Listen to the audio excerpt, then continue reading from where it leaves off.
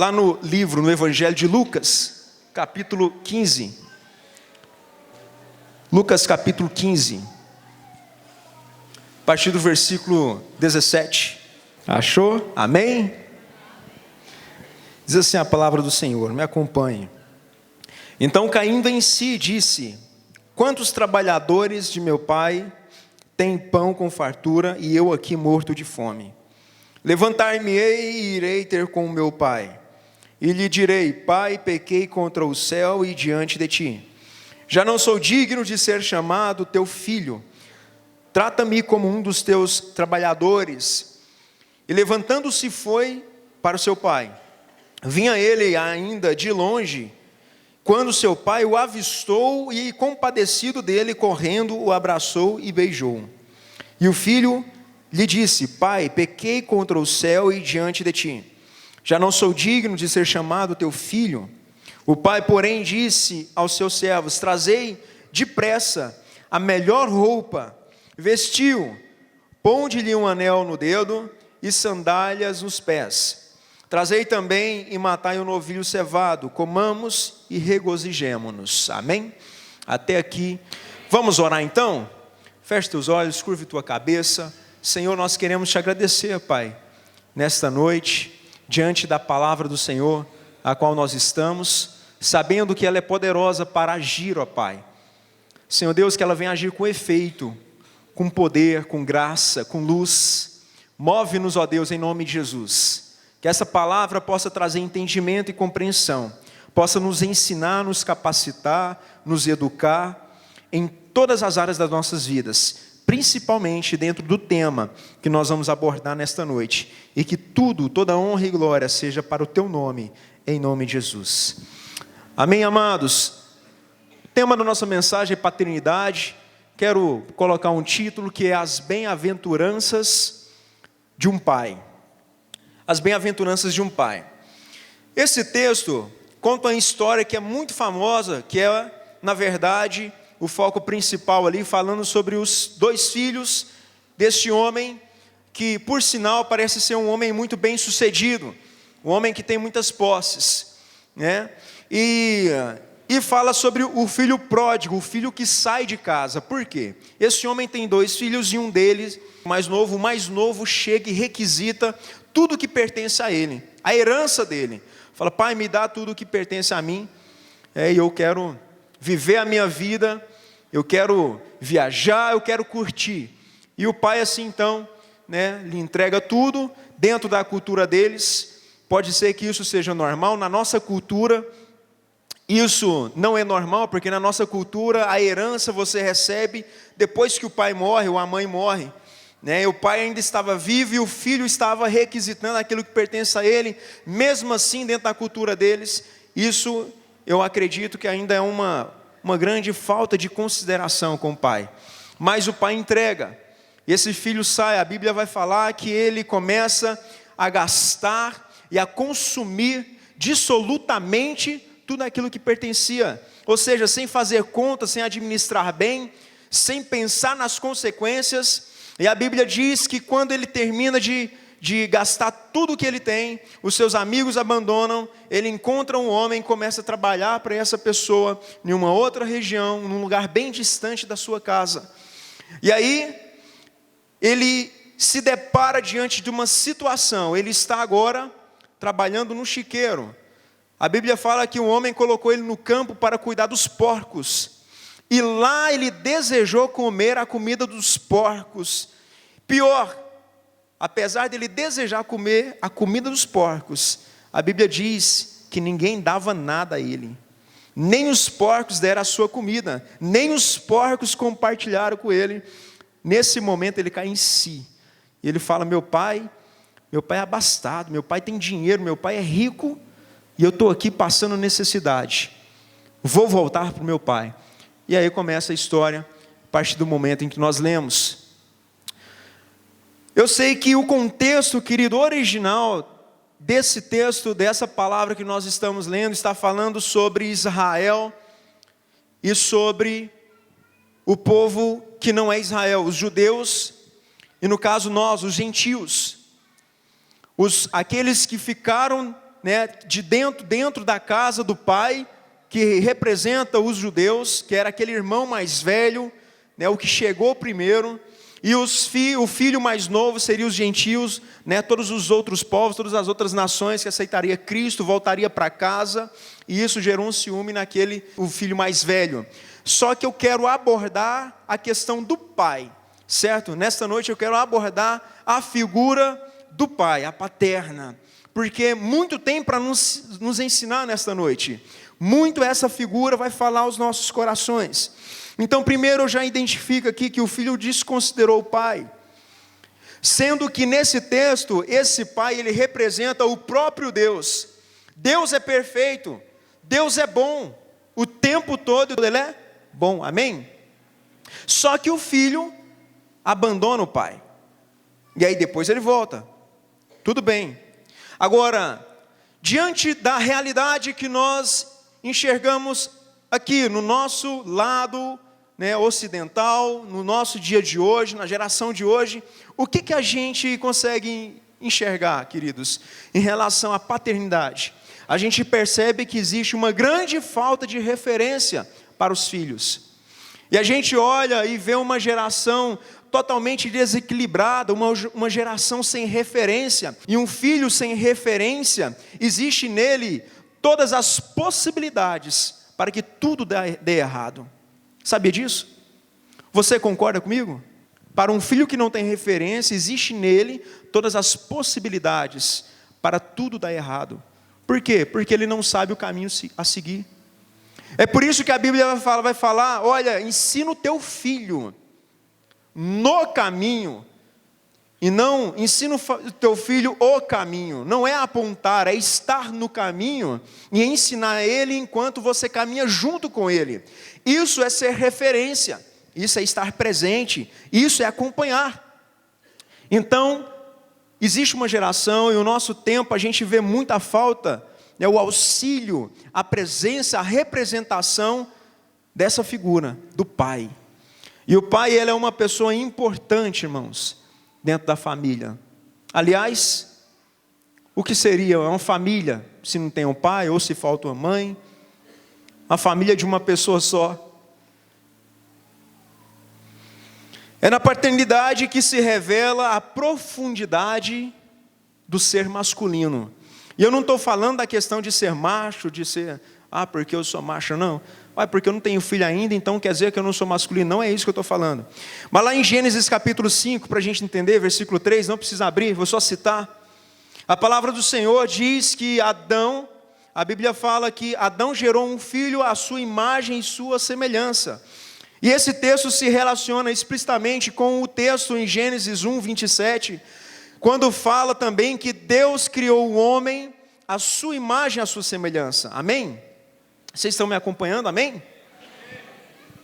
Então aqui parece que Deus, querido, está atribuindo ao Pai terrestre a participação na obra divina de transmitir a vida. Deus está dando ao Pai terrestre, porque Ele é o Pai eterno e celestial, a mesma condição que existe nele. Qual é a condição? De dar vida. Foi Ele que criou tudo. E agora Ele pega homens como eu e você, e é claro que Ele faz essa participação junto com a mulher, mas como hoje é um dia especial para os homens, assim como todos os outros 364 dias, porque tem um dia que é o dia da mulher, né? Mas tem um outro que é o dia da mãe também, né? Então é 363. Então é um dia especial. Eu vou falar para os homens, mas ouça também, mulher, porque você participa desse privilégio que Deus deu de participarmos da criação da vida. Amém, igreja? A maior responsabilidade do homem é ser pai. Homem, a sua maior responsabilidade é ser pai. Deus nos criou para que nós procriássemos. Eu quero deixar uma máxima para você nessa noite, que ser pai é muito mais do que gerar um filho.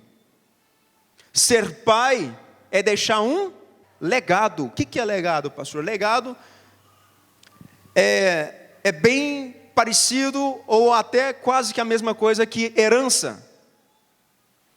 Legado é uma herança. A diferença de herança e legado é que a herança você consome e acaba com ela, assim como esse filho pródigo fez. Ele pegou toda a herança dele, toda a parte que pertencia a ele e evaporou. Agora o legado não. O legado é algo que você imprime no coração do seu alvo, que pode ser teu filho, ou que pode ser a sua posteridade, filhos, geração, seguidores, discípulos. Jesus deixou um legado em seus discípulos. Abraão deixou um legado para Isaac. Isaac deixou um legado para Jacó. Jacó deixou um legado para os seus 12 filhos, mais José. E assim foi procedendo. Então, para você entender, o legado não era para um homem, o legado alcançava uma geração, amém? E a grande questão é o que eu quero te perguntar. O que nós podemos, reflete comigo, o que nós podemos deixar de bom para os nossos filhos? Você, pai. O que nós podemos deixar de legado para os nossos filhos? Você pode deixar a herança para ele, e se deixar vai ser muito bom, porque o dia que você partir, isso vai acontecer, não tenha dúvida. Mas tomara que demore, amém? Pelo menos uns 70, 80, 90, 150 anos. Mas quando chegar, que você deixe uma herança, algo, né, que vai dar um suporte, um auxílio para ele, mas maior que isso, deixe também um legado. Deixe uma base. Deixe algo que não vai servir apenas para ele, mas para aqueles que estarão em torno dele. O que nós podemos, o que eu posso deixar para o meu filho? O que você pode deixar para o teu filho, querido? Como princípio, como base firme e forte. Então aqui nesse texto nós fizemos a leitura dele e nós vamos identificar aqui 4 momentos. E esses 4 momentos representam 4 legados que nós podemos deixar, que um pai bem-aventurado pode deixar para o seu filho. E eu quero passear nesses legados e nesses momentos, nessas passagens, como se a gente pudesse trabalhar nas faixas etárias, certo? Amém? Vamos entender aqui então. Primeiro momento é o encontro. Versículo 20, você me acompanha, por favor? Versículo 20. E levantando-se, foi para o seu pai. Vinha ele ainda de longe, quando seu pai o avistou, e compadecido dele, correndo, o abraçou e beijou. Então, o primeiro momento é o encontro. O filho está vindo de longe, o pai vê e fala, meu filho não está bem. Ele já identifica, porque o compadecer é você se entristecer pela causa do outro. Ter compaixão é isso, você se entristece pelo outro. Você percebe a necessidade, ele percebeu a necessidade do filho. Meu filho precisa de mim, vou lá. Não esperou nem ele chegar, foi atrás. Então, o primeiro momento, querido, com nossos filhos é o momento do encontro. E essa fase fala sobre a fase em que o nosso filho ainda é bebê. O nosso cuidado e a nossa comunicação com ele precisa começar na tenridade. Bebê. Na faixa etária de 0 a 3 anos. Vamos entender. Nesse tempo, nesse encontro, o pai é o atrativo da criança, sabia? O pai, ele é aquele que quebra a rotina. Porque a criança de 0 a 3, ele passa o dia inteiro com a mãe, o tempo todo. A mãe acorda, dá mamar, faz alguma coisa, dá mamar de novo, põe para dormir, ela acorda, dá mamar, dá banho, dá mamar, e faz um monte de coisa depois, dá mamar de novo, então ele mama o tempo todo. E aí, quando o pai chega, o que o pai faz? O pai já pega o menino, já joga para cima, já dá um giro nele, segura de cabeça para baixo. E a mãe quase não fala nada. Aí o pai chega, querido, é um atrativo da criança. Esse é o momento do encontro. Esse é o momento do encontro. Maior atratividade. Lá em Provérbios capítulo 17, versículo 6, a palavra do Senhor diz que a coroa dos velhos é o filho dos filhos, ou seja, os netos. Ué, pastor, eu tenho neto, você está me chamando de velho? Eu não, a Bíblia. A Bíblia falou. A coroa dos velhos é o filho dos filhos, mas a glória dos filhos são os pais. Os pais. O filho, ele ama, ele precisa ter essa comunicação com o pai. E não que ele já existe uma comunicação entre ele e a mãe. Já existe, por quê? Porque ele está preso nela o tempo todo. Então o pai precisa chegar para fazer essa referência. Então, querido,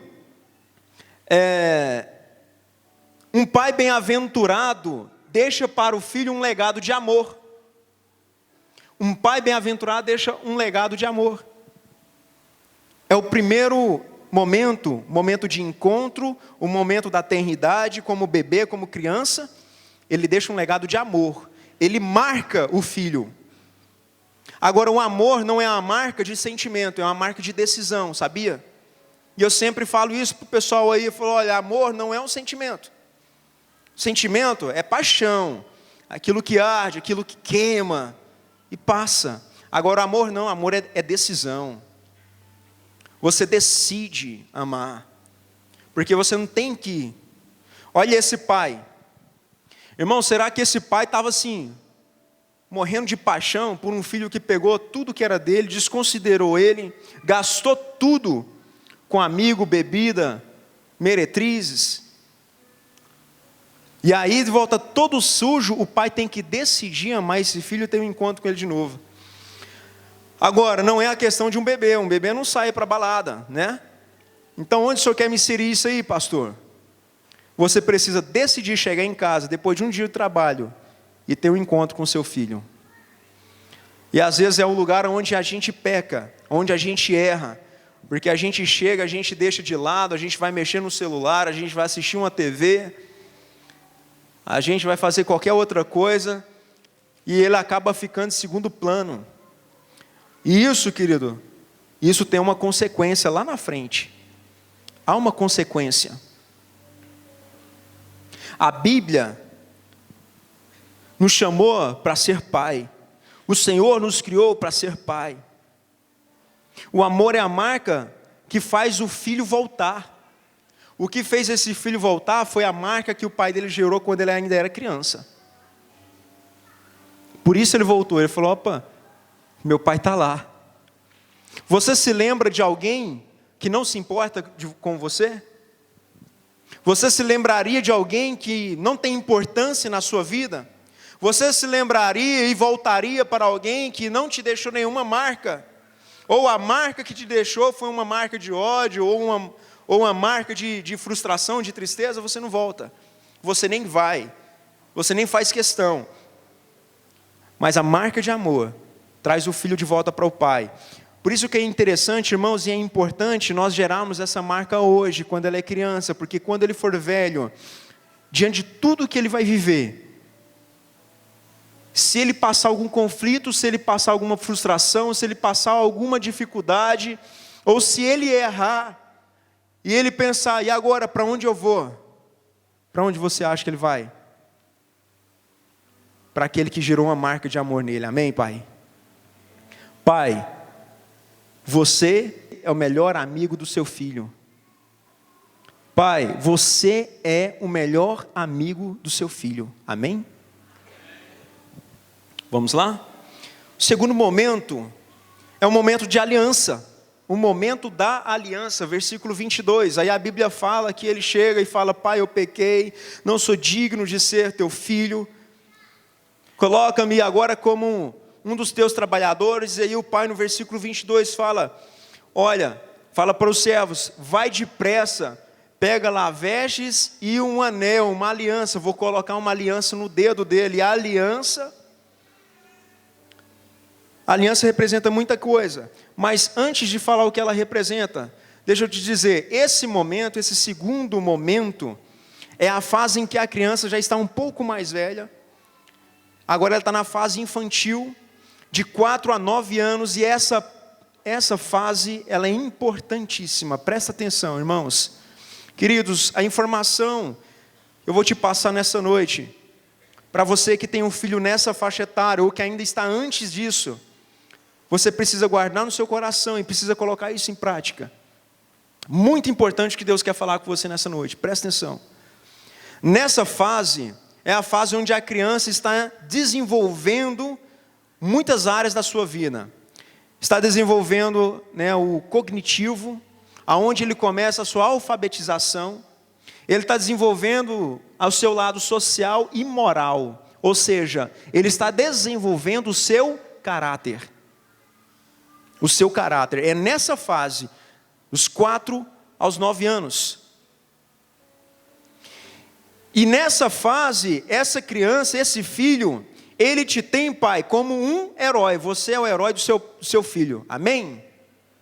Quem quer ser o Batman do seu filho? Quem quer ser o Superman, o super-homem? É você. Você é o melhor de bola, mesmo se for um perna de pau. Porque ele ainda não entende. Então, como você é grandão, você sabe dar alguns toques. Ele pensa, meu pai é fera. Meu pai é massa. Você é o cara que sobe no telhado. Você é o cara que faz as coisas, que tem força física, que é mais forte. Ele fala, meu pai é o mais forte de todos. E ele te observa, te admira o tempo todo. Te admira o tempo todo, observando, te analisando, te medindo. Tudo que você fala. Então é um tempo muito importante. Ei, dentro da sua casa, como que você lida com a sua esposa? É a forma como ele vai lidar com a esposa dele.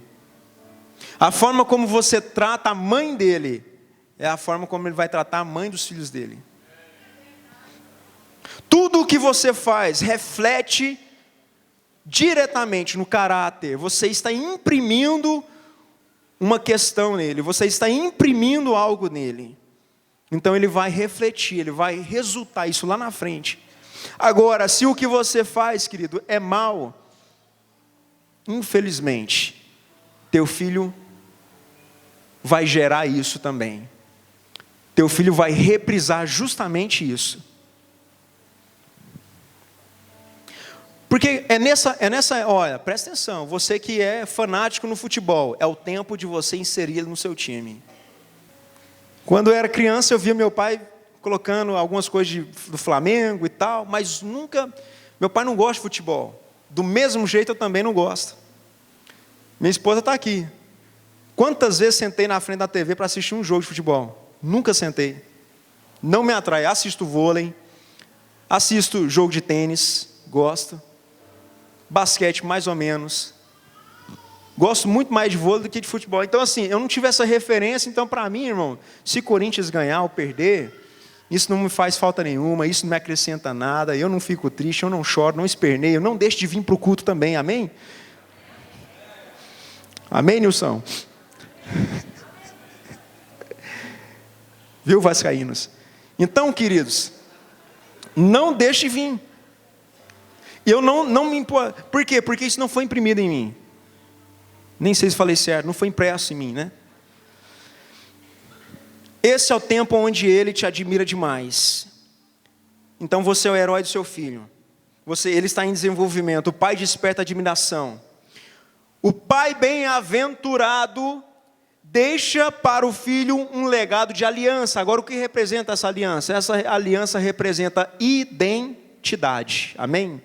Quando o filho chega e fala, pai, trata-me com os empregados. O pai pega, olha para os servos e fala, pega a roupa e pega a aliança. Você não é empregado, você é filho. O que você fala com seu filho? O que você identifica para ele, querida? Sabe que às vezes os pais erram. Às vezes os pais falam, você não dá conta. Você é burro. Você é fraco. Você não sei o quê. E começa a declarar sobre a vida da criança muita coisa ruim. E você pensa que não, ele carrega ou ela carrega aquilo para o resto da vida. Aquilo martela na consciência e talvez, querido, você passou por isso. Talvez você passou por isso quando você era criança. Às vezes o seu pai, por um momento de estouro, de raiva e de nervo, te falou algo que você não queria ouvir. E talvez declarou algo que você nem é, nunca foi e nunca será. Já toma posse disso aí e já vai recebendo a libertação. Às vezes a nossa vida trava por uma palavra que é entregue. Você não dá conta de nada. Aí você fica a vida inteira com aquilo. Eu não vou dar conta mesmo não. Eu não vou conseguir mesmo não. Uma porta se abre e você não consegue passar por ela por conta de uma palavra. Não faça isso com o seu filho. Amém? Não faça isso com o seu herdeiro, com a sua herdeira. Então, identidade, aliança significa identidade, significa compromisso. Você tem um compromisso de ensinar, de educar. A gente vai apresentar as crianças aqui, pai e mãe, você faz o compromisso diante de Deus, da igreja, de educar a criança no caminho do Senhor. Sim, é um compromisso de educar. Quando a gente apresenta a criança, tem 2 meses, 3 meses, a fase mesmo de você começar a partir dos 4 anos ali, onde você vai cobrar, realmente começa a educação, e a gente não pode esquecer disso. Aliança significa autoridade, onde ele te reconhece como autoridade na vida dele.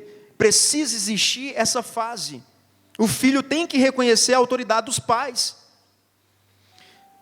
Ele precisa ter intimidade com você. Queridos, já foi a época em que os pais eram aqueles pais que repeliam os filhos, não podia dar um beijo no rosto. Abraça teu filho, a tua filha, beija. Olha o que o texto fala. O texto fala que o pai foi ao encontro dele, abraçou e o beijou. E olha que a cultura desse povo era uma cultura de um povo muito resistente, muito machista. E Jesus fala sobre isso. Fala, o pai abraçou e beijou. Gera intimidade com o teu filho. Isso é aliança. Terceiro momento, querido. Terceiro momento é o momento das vestes. Versículo 22 também nós já lemos. O pai pede para trazer vestes para ele. E essa fase é a fase mais difícil. Na sequência, primeira fase, é o momento do encontro. Segundo momento, o momento da aliança. O do encontro é bebê, o da aliança é criança. E a fase das vestes, ele é um adolescente. Enquanto que a fase da criança, ele é muito importante, o da adolescente é muito desafiador. Pensa num negócio custoso. É a fase da adolescência. Agora, quem nunca foi adolescente aí? Só as crianças, né? Ainda não. Mas vai chegar. Agora, não precisa levantar a mão. Mas quem tem um filho adolescente em casa aí vai saber o que eu estou falando. É desafiador. E se você, querido, tem um adolescente na sua casa e não tem enfrentado nenhum desafio, levanta a mão para o céu, dá glória a Deus, que está show. É um tempo difícil, porque é um tempo onde está acontecendo muitas mudanças na vida dessa pessoinha aí. Os hormônios estão à flor da pele. Os hormônios estão supitando. Ele está doido, ela está descobrindo o mundo. Sofrendo muita influência externa dos amiguinhos, das amiguinhas. Querendo ser aceito na sociedade. Principalmente para os adolescentes cristãos. É dificuldade, querido. É difícil, não é fácil. Por quê? Porque ele, dentro de casa, ele recebe uma educação. Filho, não pode xingar. Filho, o conteúdo dessa TV aí não está legal. E aí ele chega na escola, os caras estão xingando um ao outro. Ele vai no banheiro da escola, tem um monte de poesia do mal na porta dos banheiros. Querido, ele está inserido, ele está imerso a essas coisas. E a solução não é colocar ele dentro de uma bolha. É por isso que nós precisamos trabalhar muito bem a primeira e a segunda fase, a primeiro e segundo momento, para que quando ele chegar nesse tempo, ele possa ponderar sobre todas as decisões dele. ele possa saber ter condições e ter uma base firme, sólida, um caminho em que você trajetou já com ele, traçou com ele, para que ele possa decidir, definir e falar: não, isso não é certo, isso está errado, não, eu não vou fazer isso. Eu me admiro, eu encontro com alguns adolescentes que são bem posicionados, falando: não, vou mexer com isso nunca, está doido. Outros não, outros já são. O que você oferecer para ele, ele vai. Então, misericórdia, querido. Misericórdia, Pai. Esse é tempo, mas deixa eu te falar uma coisa. Nesse momento, você é o protetor. Amém? Você é o protetor do teu filho.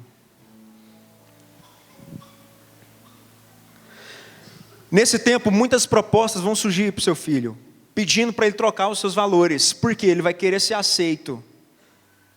Para você fazer parte da nossa roda aqui, você tem que fumar um cigarro. Você não fuma cigarro não? Você é careta, hein? Para você fazer parte aqui do nosso grupinho aqui, você tem que fazer tal coisa. E aí vai gerando propostas. Agora, um pai bem-aventurado deixa para o seu filho um legado de segurança. O que é essa segurança? Porque o teu filho vai errar, querido. Porque o homem erra. Mas nesse momento você tem que ser o protetor, você tem que estar com ele ali, ensinando e o recolhendo. É o que o pai fez. O pai não repeliu esse filho porque ele errou, porque ele foi lá, gastou tudo, voltou sem nada, não. Ele aceitou, e a proteção veio na continuidade, na perseverança. Não desista do teu filho. Pai, se você tem sofrido, se você está vivendo essa situação dentro da tua casa, não desista do teu filho. Não desista do teu filho. Eu me lembro uma vez,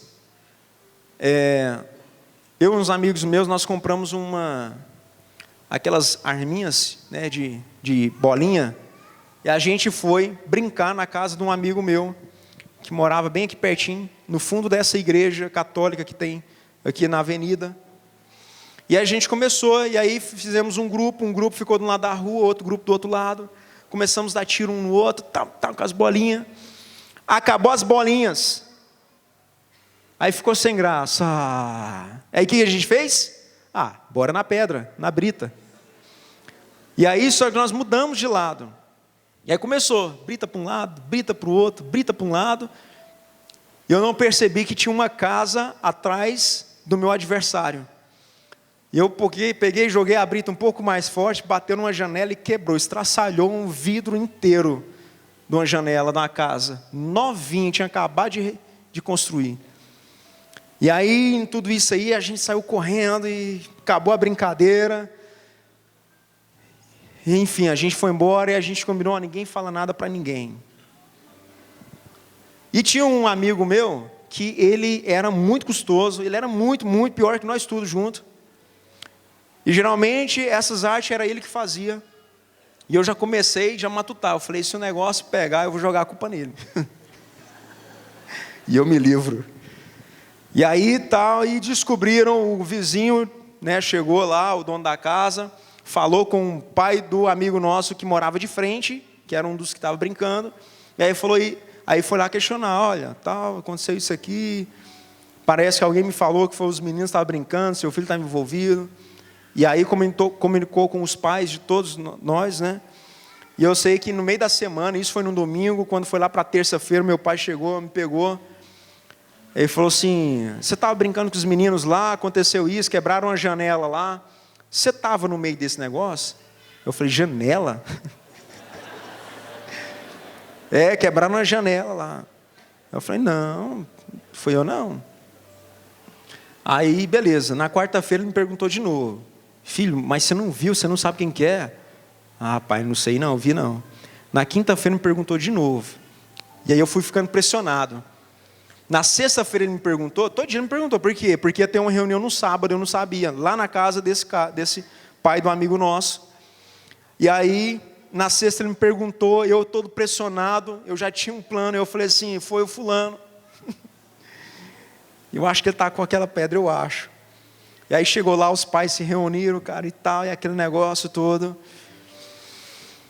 E aí começou, e aí quem foi, todo mundo, os meninos tudo murchinho, tudo calado, ninguém queria falar nada. E justamente aquele que eu tinha acusado, olhou para a mãe dele e fez assim. Para o meu lado, todo mundo de cabeça baixa, eu não vi. E aí eu só vi quando alguém falou assim, foi ele. Aí eu levantei a cabeça, estava todo mundo me olhando. E foi a maior vergonha que eu passei. Foi terrível, terrível, terrível. E aí meu pai me olhou. E aí naquele momento eu senti tanta vergonha. Não foi nem pelo que eu fiz. Foi porque eu fiz com meu pai. Por quê? Porque se eu tivesse falado para ele no meio da semana, ele tinha ido lá, falou, gente, foi o Marcondes, vou lá resolver isso aí, a gente vai pagar e tal. E não precisava ter feito ele passar vergonha. Por quê? Porque eles reuniram antes e meu pai falou, Marcondes falou que não foi ele. E aí os pais foram falando, falou que não foi ele, não foi ele, não foi ele.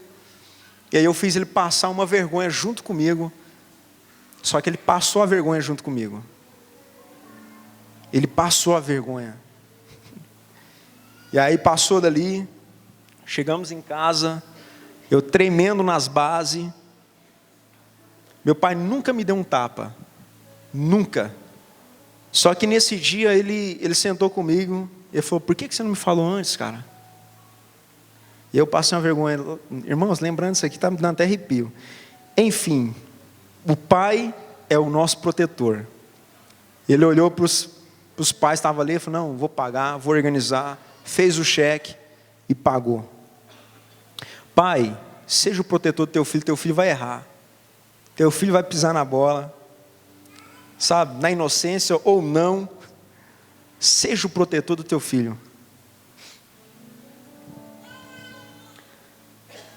As vestes representam uma nova fase.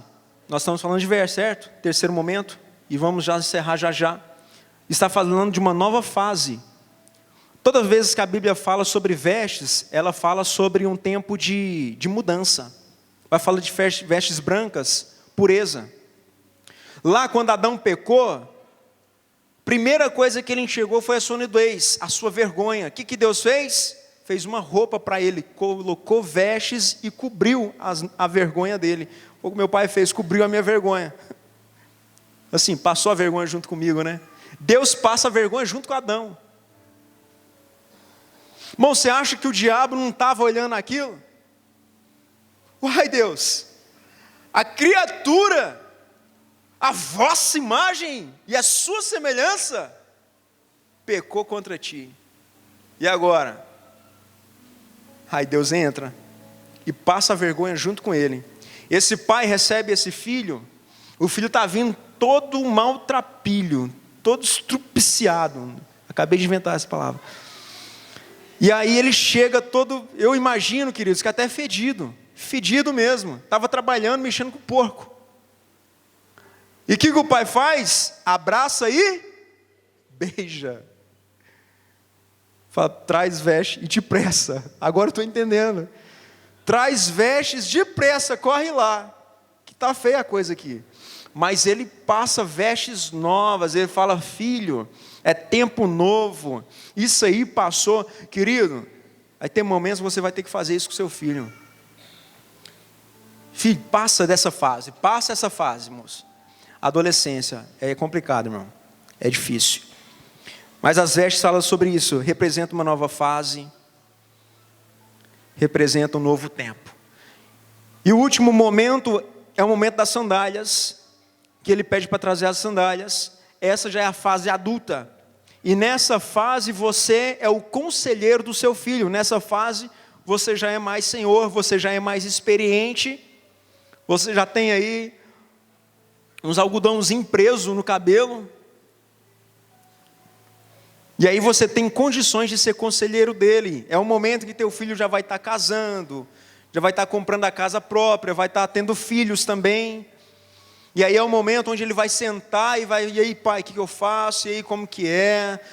Mas não é falar sobre como lidar com as questões financeiras, porque às vezes ele vai saber lidar com isso no tempo dele, mas sobre relacionamento, lidar com pessoas.